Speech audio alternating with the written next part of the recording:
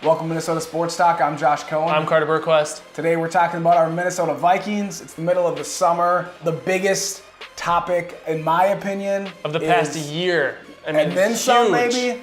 Teddy Bridgewater, we finally thought we had a franchise quarterback.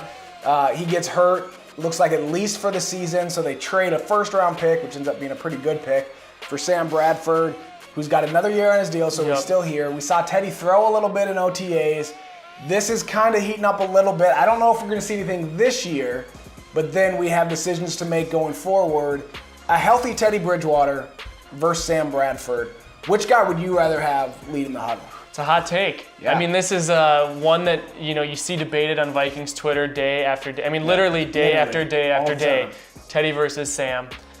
First of all, let's preface all of this saying we are expecting in this video Teddy is going to be fully healthy, back to the way he was. Healthy Teddy so we're going to assume that for this sake of argument. That being said, I got to go with Teddy. I don't know that I've had a player in Minnesota that has seen this much love from this many people all the time. Yeah. I mean, watching Teddy is just like, that's my quarterback. Yeah. You know, the T.O. video, you see him crying. That's my quarterback. That's our guy. Yeah. And, he may not have the strongest arm. He may not be whatever, have the biggest tools, but the guy wins football games. Sam Bradford has never had a season where he's been over 500. He's never had a good team. And he's never had a good team, agreed. But I just think there's something to be said about winning football games. I think so many times we get caught up in the fantasy football world of you got to throw for X amount of touchdowns, yards, whatever.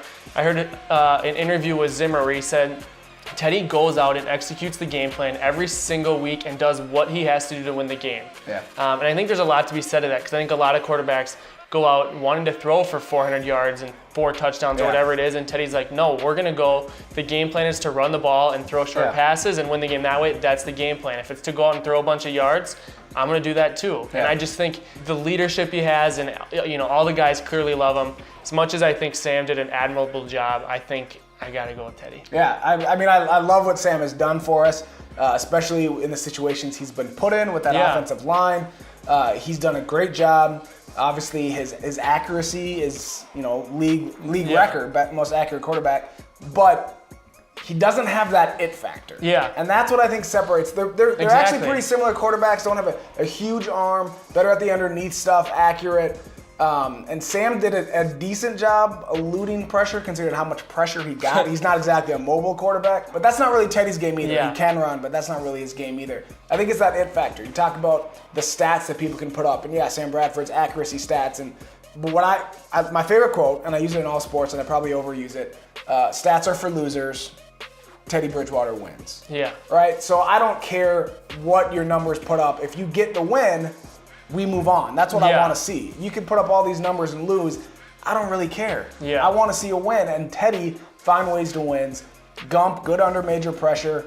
He's a guy, 2-minute Teddy. He's a guy that when the game's on the line, I want the ball in his hands. Exactly. I'm not saying Sam can't do that. Again, I don't think he's really had the opportunities.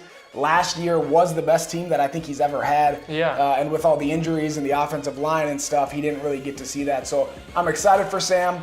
I hope that he, leads us to a Super Bowl, and then we got a huge decision to make. If you win a Super Bowl with Sam, do you then go back to Teddy? We'll discuss that next. That would be a good problem to have next season. Cross the bridge when it comes. We'll worry about that then. But for now, I would take a healthy Teddy Bridgewater over Sam Bradford every single time. Yeah. It's close. I like Sam, but Teddy Bridgewater, just like you said, got that love, man. He's your quarterback. He's the guy that you want in the huddle. It's just that it factor. When watching 2 years ago, watching Teddy, when it came down to the end, I just knew I wanted the ball in Teddy's hands. And I just knew we were gonna win. Yeah. Last year, watching Sam, while I didn't necessarily think we couldn't win. Doesn't help. He's got those big eyes. He kind of looks at us.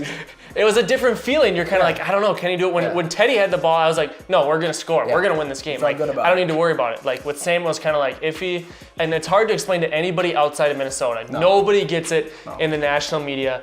If you watch Teddy, if you follow him, if you follow the Vikings at all, there's a special love affair between Teddy and the fans and what he offers. And I just think I don't want to see another quarterback in a Vikings jersey except Teddy. All right, cool your man crush a little bit. Want to know what you guys think, though. Seriously, this is debated all the time on Twitter. I see people that are just like, crazy Team Sam, crazy Team Teddy. Let us know. I want to see what you guys think.